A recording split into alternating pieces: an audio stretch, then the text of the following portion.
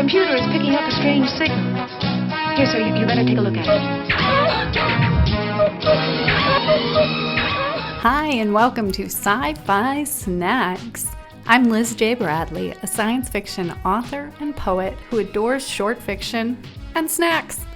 Each episode of Sci-Fi Snacks is a short and sweet, or salty, discussion of what I loved, what I learned, and what I snacked on while reading new-to-me short science fiction. As always, links to the short stories are in the show notes, so if you haven't read this week's story, head on over, pick up your favorite snack, and then join me as we discuss this week's story.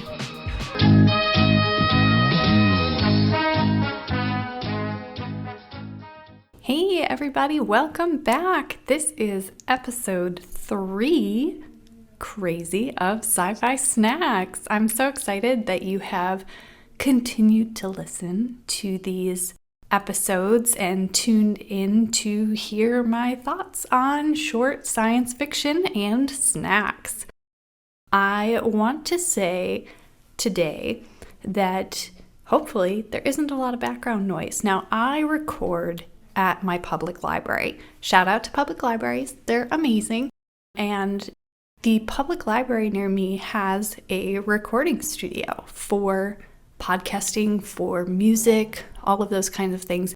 And it's in a room that's not really soundproofed, but the equipment is a million times better than anything that I have at home. So I think it's worth the risk of a little background noise from the neighboring rooms. The last 2 episodes, there was nobody in the conference room next to me, but today there is. So hopefully this mic doesn't pick up any of their noise, but if it does, just know that's what it is. And shout out to the library for being amazing. Libraries are more than just books. And if you have not visited your local library recently, go check them out. They have amazing programming. I think the library is probably my favorite place in the whole world. It's one of our last free places to go. A lot of people call it a third place. It's not school, it's not work, it's not home. It's a place that you can go with no expectation of paying any money, which is really important in building community, which is something that I think now is even more important. So yeah, check out your library, check out groups that they have. I'm a part of 2 different writers groups through my libraries. My kids go to the library programming all the time. They have snacks at the library, and they have podcasting equipment, which is saving me a whole bunch of money and saving your ears from a terrible recording quality of like my iPhone and plug-in microphone earbud things. Thank you to the library. Go support your library today. This week's story. In the show notes, you are going to find a link to Sci-Fi magazine, which is a quarterly speculative fiction magazine that features stories by and about Black people of the African diaspora. Now, this week's story isn't free. You have to buy the issue to access it. It's not available to read for free online, but I'm going to tell you before you're like, I don't want to spend the money. It's worth it. It's worth every penny. Also, I will be talking about 3 separate stories from this one issue, so it's totally worth buying. And if you don't want to, you can just listen to my summary of it. So we are looking at issue number 32, Spacefaring Aunties, and it is from 2024.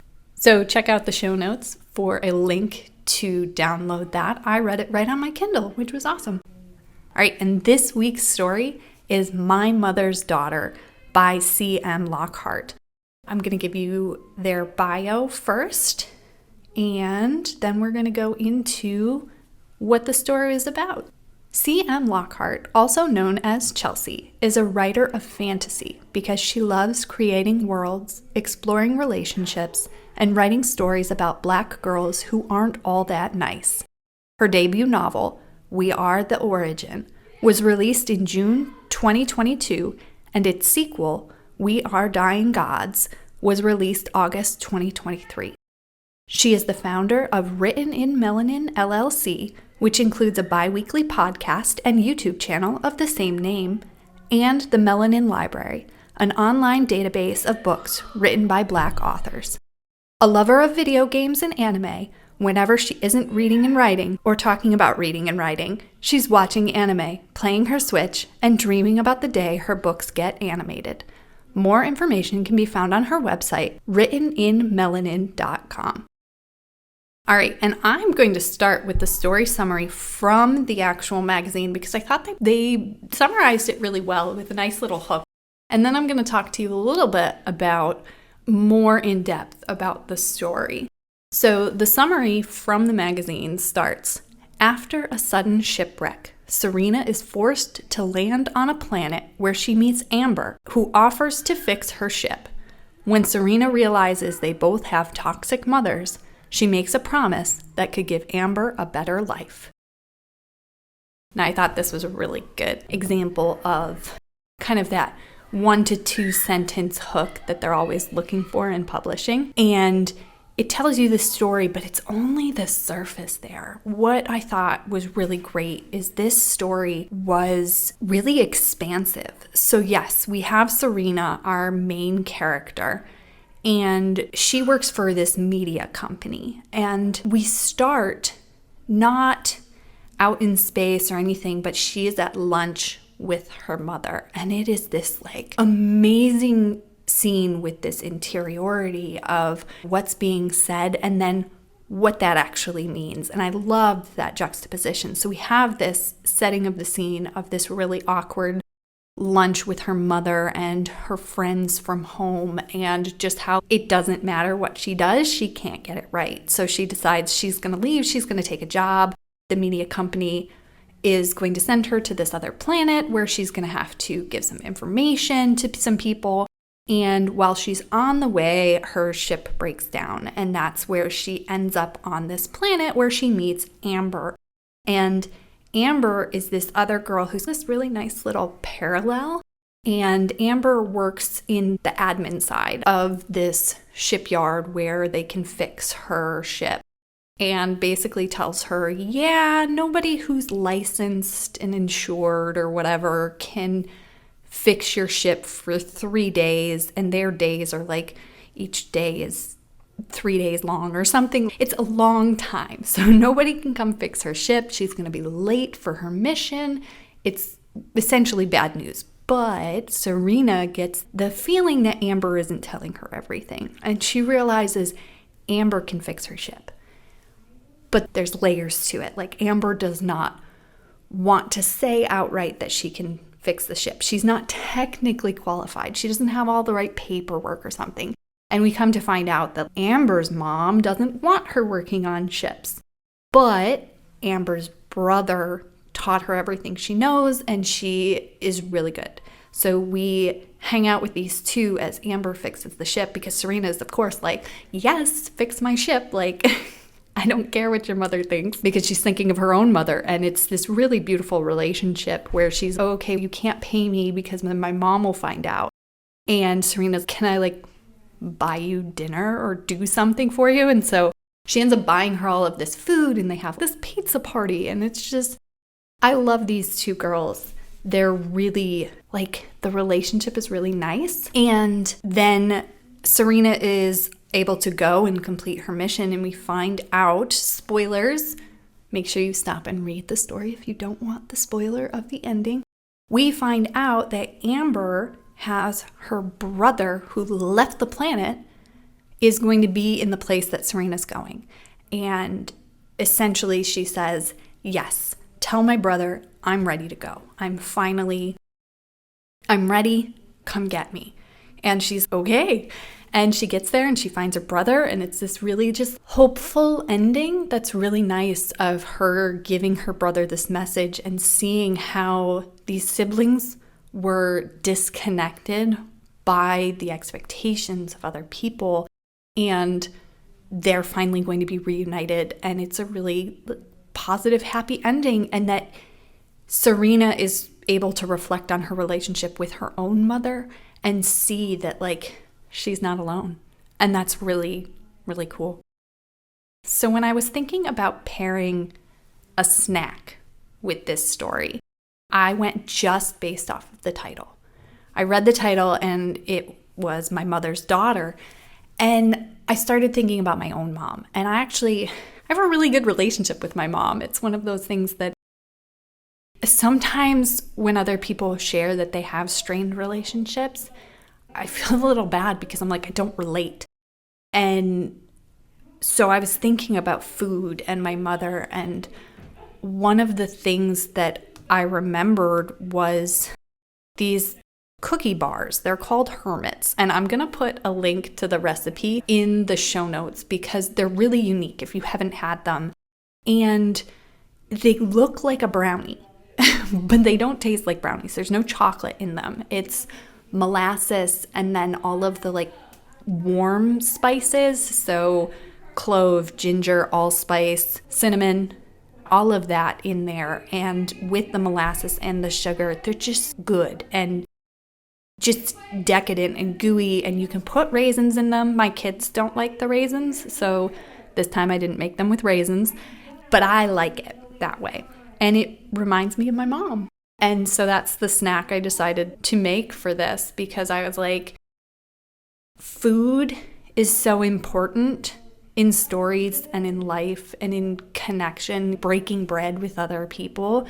Food can be a really great way to show that you care and build those relationships. And for me, that's what these are. That's what they symbolize, is that warm, happy, gooey feeling I have with my mom. And I loved that. And I felt what was really interesting here is that even though I was reading a story about characters who had really toxic relationships with their own mothers, I thought that in the end, the messaging had a lot to do with how we take what we get in life and then we adjust it and have to make it our own. And the thing I didn't tell you about the hermit recipe is, yes, it's my mom's recipe, but I've changed it. So little things happened throughout life making this recipe over and over and over again.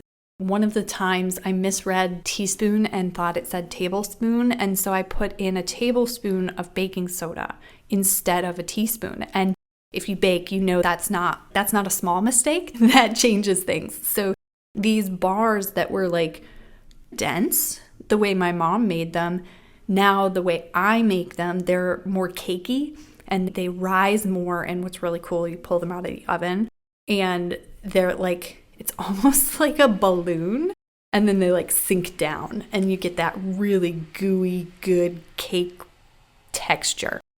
Yeah, so I've made them my own. My kids don't like them with the raisins. So it's still my mom and it's still a little bit of her, but I have had to adjust in my life and make it my own. And so that's how I connected a snack to this story. And I think that one of the other things that happened, and then I cheated. So I picked my snacks beforehand, but this time I didn't pick a drink. And what happened was I was eating these really decadent cookie bars, and I was reading the story, and we got to the part where they're having essentially this pizza party, and they mentioned that they were drinking Dr. Astro, and I died. I thought it was so funny. I was like, I love that Dr. Pepper ripoffs end up in this future because there are so many, and everybody knows if it's Dr. anything, it's Dr. Pepper. And obviously, like, I think Dr. Pepper is the best and the true and the original, and that all of the other doctors are imposters, but they will do in a pinch. And I had Dr. Pepper in my fridge. And so I got up from my couch while I was reading and I was like, okay, I have to have my Dr. Pepper with this story. So I thought that was amazing. And that is a really great transition to other things I loved other than the pseudo product placement of my favorite soda. So this story was set in this really expansive world. And the story itself was not terribly long. Let me see. I think I can actually tell you how many words it was on the website here. I can. So it was 6,713 words, which isn't huge for a story. We're still in short story territory. We're not into novellas yet. We're not into novelettes. It's a 6,000, 7,000 word story. And this world felt huge. We were in 4 or 5 different locations in those 6,000 words, which if you write, you know how hard that is because you don't have to build up just one place. You have to build up each place that you're in to make it feel real and to make it feel authentic and to make it feel like it fits with the other parts. And so I thought that this story was so great. And it took something that could have been like this really heavy story, something that was like dense lit fic in terms of the theme of a toxic mother and the relationship there. And it juxtaposed it with this bright, shiny, optimistic sci-fi world with pizza and soda and highways where everyone would go between galaxies. And it was like, I loved the world building. It felt fresh. It felt really exciting. Like I felt like you could stop at any point and dive even deeper into the place that we were and that there would be a wealth of stories, that this was like a real world. Now, obviously, like I'm suspending my disbelief because we're having travel between galaxies and planets. And I don't know about you, but I'm the type of reader who, if the author tells me that we can travel between galaxies and they give me half a line of explanation on how that's done, I'm in. I'm bought in. I'm not going to do any math on the back of a napkin or dive into Wikipedia or the internet and be like, how do you actually travel faster than light and things like that. And I'm not that reader. I'm here for the story, not to fact check you. And I think that it can be really scary writing short fiction in sci-fi because I always get comments like, oh, you built this whole world in such a short space. And if you're not worrying about justifying every scientific choice that you make, you can do that. And I thought that it was done so well. Lockhart built this world with this prose that was just really clear, really straightforward. She didn't over-explain or get bogged down in the details. And it was really something that I appreciated and I really loved because everything that was there was to serve the story and not to be like, ooh, look at how smart I am with all of my science facts, which I have read some science fiction, and I will not be naming names or anything, where it gets to the point where you're like, okay, I get it. You're really smart. You understand science, but I wouldn't know because I'm not going to fact check you. So you can give me a whole page of math and physics and all of these things to explain how your spaceship works and how that they are like walking around instead of floating in space. And my eyes are going to glaze over and I'm going to read it and I'm going to be like, okay, when do we get back to the people? When do we get back to the story? And Lockhart did such a good job in this by giving me just enough so that I'm like, oh, okay, that's how it works in this world, and going back to the story. And I really, really loved that. And this is a really great transition into what I learned personally as a writer. What I want to take away from this story is that I want the confidence to embrace the idea of conventions that are maybe unscientific but plot convenient. So if it isn't about the science, it can still just be the backdrop and it can still be a good story. Like, I don't have to worry. There have been so many times where I've been writing a story and I get into things and I am like, but wait, we can't travel faster than light, or we can because this is like a science fiction convention, But how long would it take? And I wrote this one time travel story, which never again, I can't, my brain, time travel, it hurts my brain. But I wrote this story and I had it so that like when she finally reached this place, there were all of these messages that were there for her already because the person she left behind on Earth was sending her all of these messages in his real time. And somehow the messages got there before her because I remember doing all of this research, and this was like a 4,000 word story. I was doing all of this research to figure out time dilation and what would happen and all of this. And then I took it to my critique group and I was really excited. And I got all of these notes about how like I was wrong. That basically that it didn't work that way and it was unscientific and all of these things. But like in the story, the messages had to be there first. And yes, there is a level of like believability in stories. And if you're going to start out completely disregarding things that we know to be true now, that's one thing. Because I think that if all of a sudden gravity doesn't exist in your world, that's earth-shattering difference. And people are just going to be like, nah, I don't buy it because we know gravity. But when we start getting into things like traveling between galaxies and planets and different things, and that's not what the story is about, like it doesn't matter other than the fact that you could have taken this whole story and you could have put it on Earth. And her mom was home in Nebraska and she was having lunch and she worked for a media company in DC and she broke down in Kansas City halfway. And it would be the same story. But it would have the same themes and it would have the same, I think, emotional impact in terms of the characters because that's what was important. Now, am I saying that she should have written it where, it was Nebraska to DC road trip? No, because that's boring. And if we can put it in space, why not put it in space? I want more space highways and planets that are 3 days long and Dr. Astro pizza parties. Like, I want more of that because I want that fantastic hope that there is a future for the human race outside and beyond Earth and beyond what we're so trapped in now.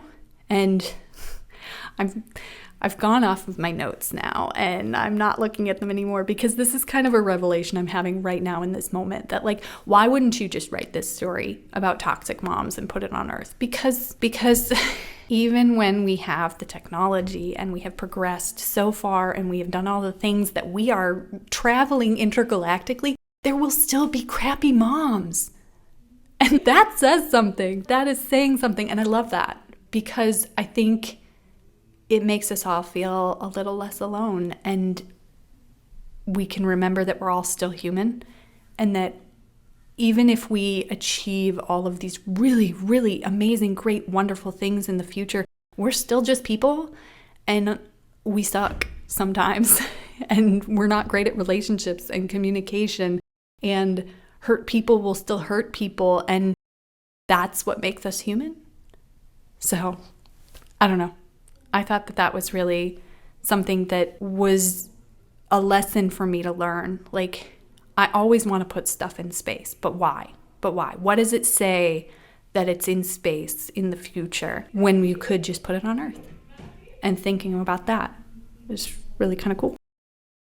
The last thing I wanted to talk about that I learned was just how this was all a reflection on my own motherhood. When I'm reading this about this mom who is just doing all of these awful things to her daughter, and it's from the perspective of the daughter, it's something that I'm reflecting on is how we pass things down to our own children. And I write a lot of poetry where the themes that just kind of tumble out are all about being a mom, because it's something that I had this conversation the other day that being a mother fundamentally changes who you are not because you had a kid or because, oh, I know love and you've never known love. Like that's bullshit. What it is it comes down to every single day interacting with that child, you have to reflect on how you were parented and then how you are going to either do what your parents did, do the opposite of what your parents did, figure out something completely different. You can't get away from it. You are constantly having to wrestle with what you believe and why you believe it and how it affects another person. Because I'll say something and I'll hear something that my mother said to me that I'm like, oh, that's where that came from. And she probably heard it from her mom and from her mom. And like, where does this come from? And why am I saying it? Am I saying it just because I heard it and that it's the next Mad Libs fill in the blank here? I saw this video on Instagram Reels the other day that like really touched me. And it was a millennial mom who was talking to her kid in the back seat. And she was like, we're going to fill in the blank of these different phrases. And I'm thinking them off the top of my head right now. One of them was like, children should be seen. And then she waited for her daughter, and her daughter just kind of looks at her and she's like, and loved. And every single millennial watching that video was just like, oh gosh, what a lovely response from this child who's never been told that children are meant to be seen and not heard, and instead fills in that blank with love. And I'm really emotional about it because like I could answer every single one of those phrases that the mom was giving her, and then her daughter is coming back with all these really lovely responses centered all around like love and food. Food, again, it's a theme. Food and love go hand in hand, and it's just amazing. And so I think that being a parent, it's your opportunity to try and get it as right as you can. And in this story, we saw that with Serena and Amber. And Serena didn't have it right with her mom, and then she didn't have children of her own, and she couldn't have children of her own. And that was one of the sticking points. And I think that she had this moment where she got to see herself in this other girl, and she got to make the choice that was what felt like the right choice. And I think that was really beautiful. And it was all set in space, which made me really happy. So yeah, that's all I got for this week. If you read the story, come let me know on social media. What are your thoughts? Am I way off base? Do you agree or disagree or have other interesting things to say? Tell me. Let's make this a two-way conversation so it's not just me sitting here at the library talking to myself in this conference room. You can find me on social media at Liz J. Bradley on all platforms. So Blue Sky, Instagram, Threads, not the other place because we don't go there. Or you can find me on my website, which is linked down in the show notes. Let me know. Send us an email to sci-fi snacks pod, that's POD, @gmail.com, and let me know what you think about this story. Support authors. Check their links down in the show notes. And next week, we'll be chatting about the short story 20,000 Last Meals on an Exploding Station by Anne LeBlanc. What a great title! I'm so excited. I cannot wait to chat with you guys. Thanks so much. Thanks for listening.